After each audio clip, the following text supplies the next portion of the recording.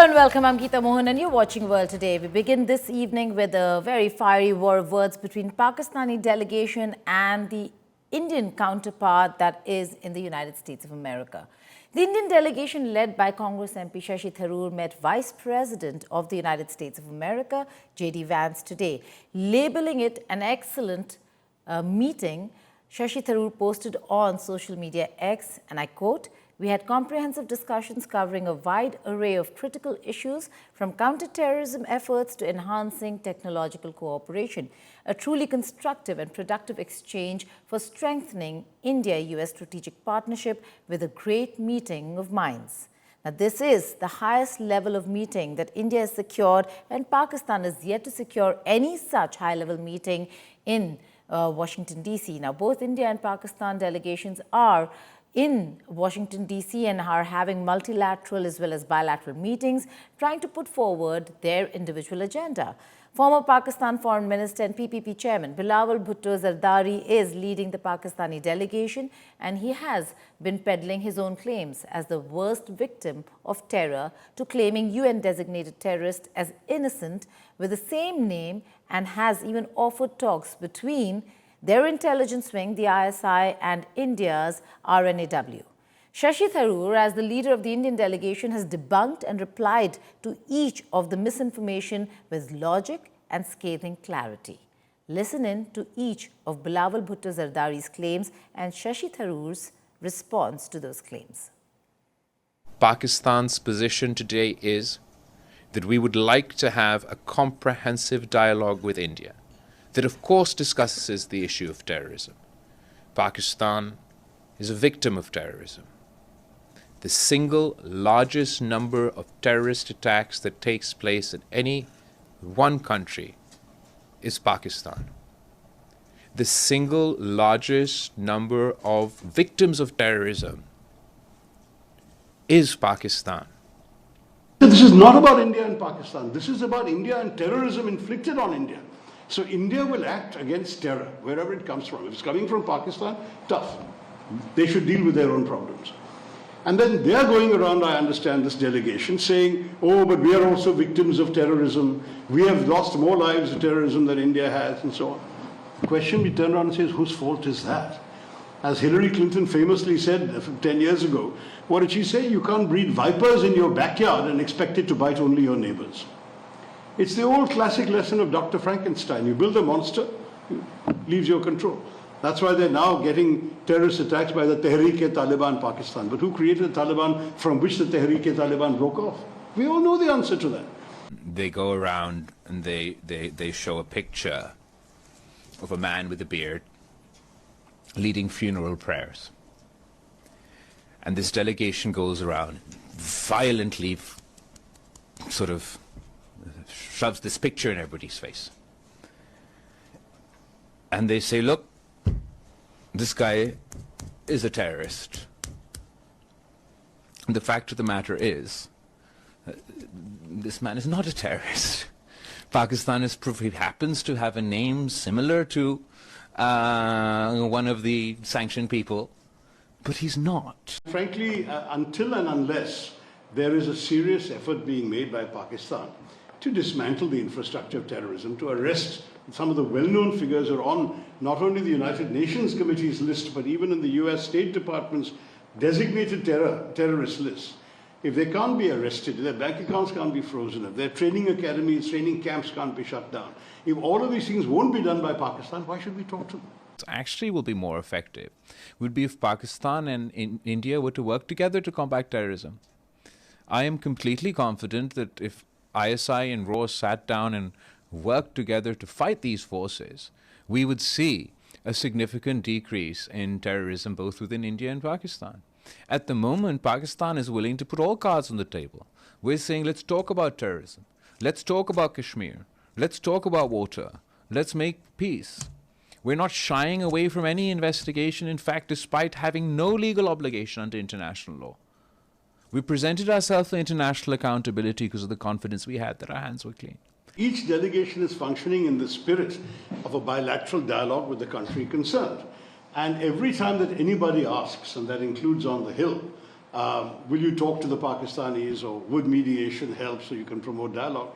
Our answer is very clear. We cannot talk to people who are pointing a gun at our heads. It's very simple. I mean, if your neighbor attacks your children with their attacked dogs and then says, let's talk, will you talk to them until they put away the attacked dogs, or euthanize them, or lock them up in a kennel, or leash them at least? We've done none of those things.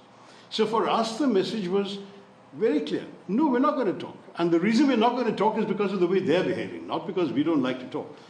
I often say we can talk to Pakistan in practically every language they speak there. We have no shortage of, we don't need a third party to come between us and help us talk to them. But we won't talk to them until they give us some indication that they're worth talking to.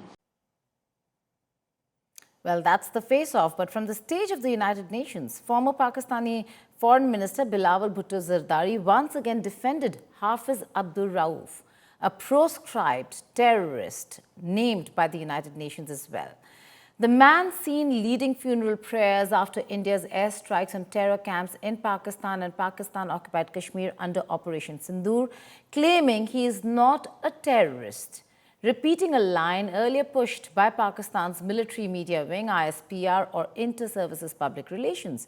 Pakistan continues to face backlash for attempting to mislead the international community regarding the presence of a US-designated terrorist at the funeral in Muridke, a known Lashkar-e-Toiba stronghold. Photographic evidence shared by India, including by Foreign Secretary Vikram Misri, clearly showed Hafiz Abdul Rauf leading the prayers with uniformed Pakistani army and police officers in attendance. Bhutto argued that Rauf merely shares a name with a sanctioned terrorist. Let's debunk this claim with facts. Now, ISPR's own evidence has contradicted this claim. A computerized national identity card shared by the ISPR showed a date of birth and identification number that exactly matched those on the US Treasury Department's Office of Foreign Assets Control, or OFAC, list of designated global terrorists. In fact, the organization is also under FTO, Foreign Terrorist Organizations and Entities. The CNIC, that's the National Identity Number, also confirms Rauf is affiliated with the Pakistan Markazi Muslim League, which is a political front for Lashkar-e-Toiba, the successor to MML, both parties designated by the US as fronts of Lashkar-e-Toiba on the 2nd of April 2018. Rohit Sharma joining us from DC for more on this. Clearly, the Pakistani establishment stands exposed, but in terms of the level of engagements that both delegations are securing, Rohit, you've been interacting with the Indian delegation, and now they have managed to secure one of the highest levels of meetings, that with Vice President J.D. Vance. So what is expected now of the kind of delegation level meetings that we are seeing as compared to what Pakistan is receiving in Washington, D.C.? Well, look, there's a difference of day and light, Geeta. Yes, the Pakistani delegation has been able to secure some meetings with a few senators and a member of the House on the Hill. But it has been, and this was the question that I asked Mr. Tharoor yesterday, and he pointed out to the level of delegation and the meetings we are getting, and he sort of talked about it last night as well, that there will be more meetings to come. And he obviously did not say that he was going to be meeting with Vice President J.D. Vance. But if you look at that picture, that you're showing right now, I mean, all these members have met at least more than 20 people on the Hill talking about India's stand on this and making it clear that India stands against terror. I think Shashi Tharoor has said it time and again during these meetings that India is not in a conflict with Pakistan. India is a conflict with terrorism. And frankly, Pakistan should talk about curbing terrorism. And given the delegation's ongoing, diplomatic engagement, even with Vice President J.D. Vance, I think it's reasonable to infer that the critical issue of curbing terrorism would have come up in this meeting with Vice President J.D. Vance also. So, Right. I mean, yeah, go ahead. Right, Rohit, just wanted to know on the issue of terrorism. Now, Pakistan is peddling the kind of claims that we are seeing from Bilawal, saying that the man India is showing in photographs is not Abdul Hafiz Rauf. the man who actually has been proscribed by Washington, D.C. itself, not just the United Nations or other world bodies. And that tells you, Geeta, what a difficult job has the Pakistani army, cut out for Bilawal Bhutto. I mean, frankly, he's out here making fool of himself, and he's probably, serving these talking points on the Hill. I don't think how many people can take him seriously when he's talking about that. The fact is, he has. I mean, I don't think he has any control over what his meetings are, what he's going to say. He's just being given some talking points, and he's presenting those again, mostly to the Pakistani press and through social media. As far as his other engagements are concerned, Geeta, we know that he was talking at one of the little known think tanks yesterday that he was promoting on his social media. But I think India has clearly a very upper hand in this, and has made it very clear that our side of the story is heard by everybody and agreed to by everybody who are the policymakers in Washington, D.C., Geeta. Well, that's a very important point you make. You've also been interviewing and talking to the members of the Indian delegation. We've been reporting all of that. You keep track on what's happening with the delegation in Washington, D.C. For now, thank you so much, Rohit, for joining us. Thanks for having me. Now, US President Donald Trump on Thursday, for the first time, has made it official. Is there a breakup in the Trump-Musk bromance when he said that he's very disappointed in Elon Musk? This comes within a week of Tesla CEO's exit from the government. And immediately Musk posted on X saying that the contentious bill was never shown to him. Take a listen. Well, look, I've always liked Elon, and it's always very surprised. You saw the words he had for me, and he hasn't said anything about me that's bad. I'd rather have him criticize me than the bill. Elon knew that. Elon endorsed me very strongly. He said the most beautiful things about me. And he hasn't said bad about me personally, but I'm sure that'll be next. But I'm very disappointed in Elon. I've helped Elon a lot. And, Elon's upset because we took the EV mandate, and, which was a lot of money for electric vehicles. And, they're having a hard time, the electric vehicles. And they want us to pay billions of dollars in subsidy. Well, Elon Musk has indeed slammed the president and almost has demanded that EV and solar incentive cuts have to be added to the bill. What began as a high-dollar alliance between Elon Musk and Donald Trump has devolved into a very public feud, only fueled by policy betrayal, collapsing business interests, and Musk's dire warning that America is headed toward debt slavery. Elon Musk, a tech billionaire and the richest man in the world, was enlisted by Donald Trump to head his government reform effort. His name is Elon Musk. He saved free speech. He created so many different great things. Where is he? Come on up here, Elon. He created the first major American car company in generations, and his rocket company is the only reason we can now send American astronauts into space. Come here. Take over, Elon. Yes, take over.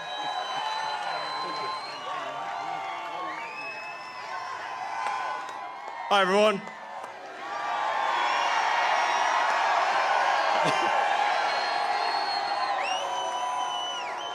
As you can see, I'm not just MAGA, I'm dark MAGA.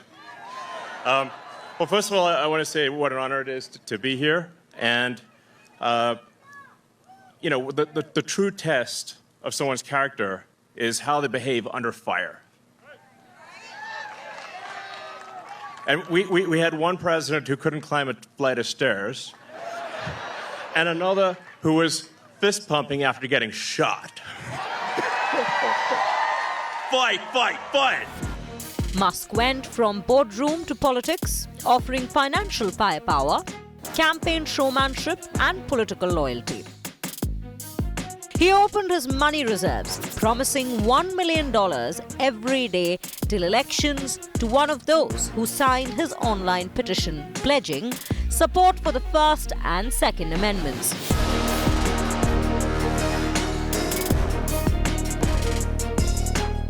Rallies, primetime appearances, even Thanksgiving with the Trumps, Musk became the unofficial face of Trump 2.0. And I have created the brand new Department of Government Efficiency, DOGE. Perhaps you've heard of it, perhaps. Which is headed by Elon Musk, who is in the gallery tonight. Trump handed Musk sweeping powers under the DOGE, the specially created Department of Government Efficiency. He wielded the axe and a broom, quickly shedding government jobs and even closing entire departments, including the massive US aid, which had a budget of $22 billion in 2024. But the political honeymoon didn't last. Backlash grew. Protesters branded Musk a fascist puppet. Tesla stock wobbled. There were also rumors of Musk in drugs, but Trump stood by Musk. Were you aware of Elon Musk's regular drug use? No, I wasn't. I think he's fantastic. I think Elon is a fantastic guy. And Are you troubled by these reports? I'm not troubled by anything with Elon. I think he's fantastic. Did a great job.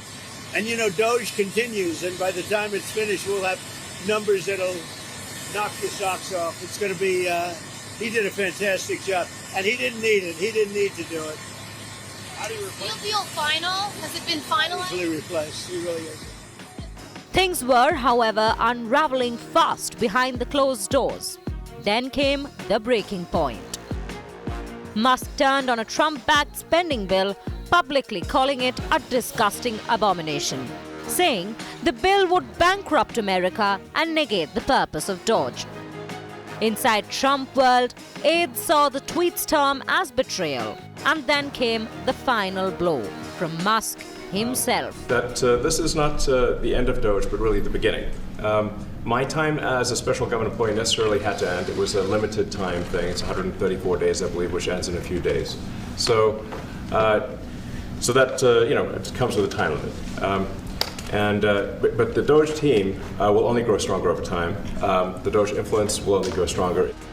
Elon Musk, once MAGA's Dark Knight, was now publicly calling out the Trump administration on the new spending bill. An alliance forged in populism, fractured by policy, power, and pride. Trump still praises him in public, but Musk, it seems, is done playing along.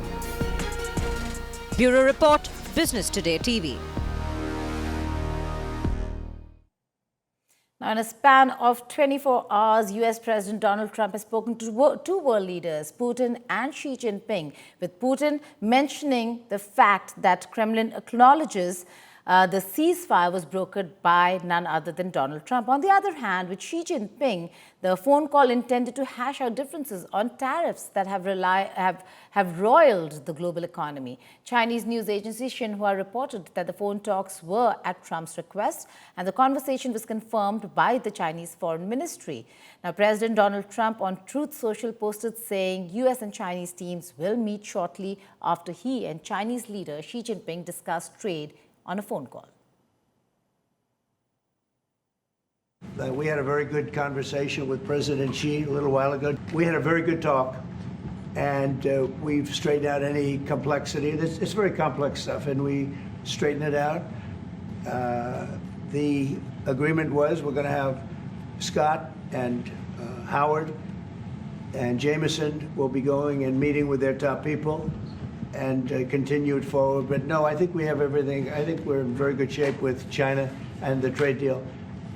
We have a deal with China, as you know, but we were straightening out some of the points, having to do mostly with rare earth, magnets, and some other things. Yeah, we have the deal. I mean, we've had a deal. We announced the deal, and we'll be, I guess you could say, I wouldn't even say finalizing it up, Scott. I would say we have a deal, and we're going to just make sure that everybody understands what the deal is. We had a really good conversation. By the way, he invited me to China, and I invited him here. We've both accepted. So I'll be going there with the First Lady at a certain point, and he'll be coming here, hopefully, with the First Lady of China. Russian President Vladimir Putin has rejected Ukraine's proposals for a ceasefire or a summit, saying Who would negotiate with those who rely on terror? That's Kremlin's message. Putin was briefed online on Wednesday by his aide Vladimir Medinsky, who led the Russian delegation to Istanbul earlier this week for direct talks with Ukrainian officials.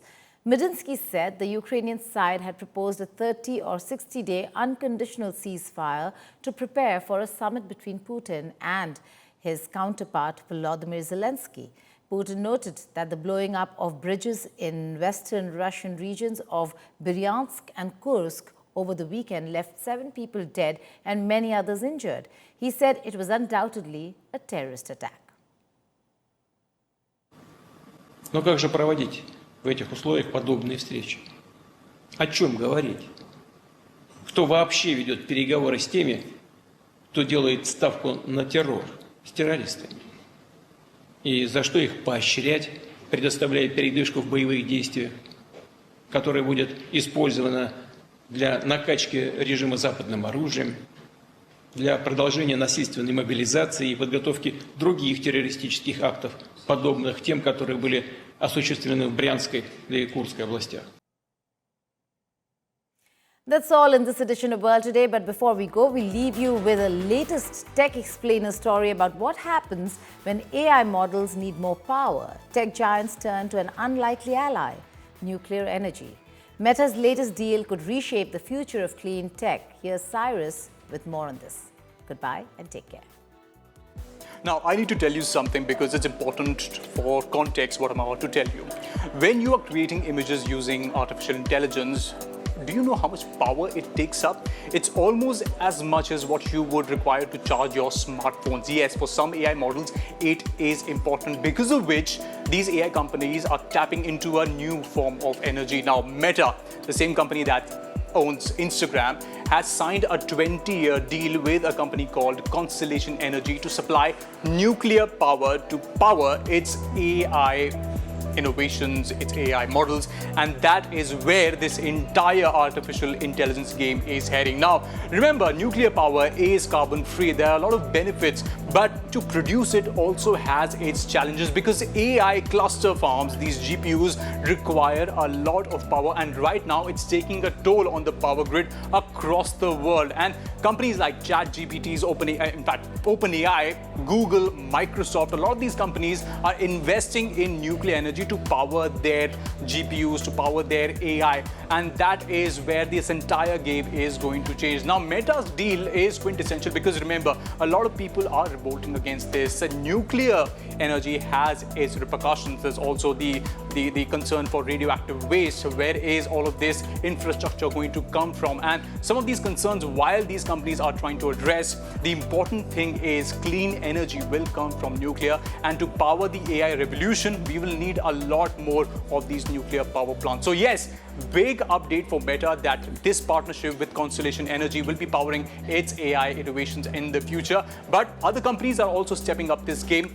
The question is, where will all of this end, and will conventional energy forms die in the end?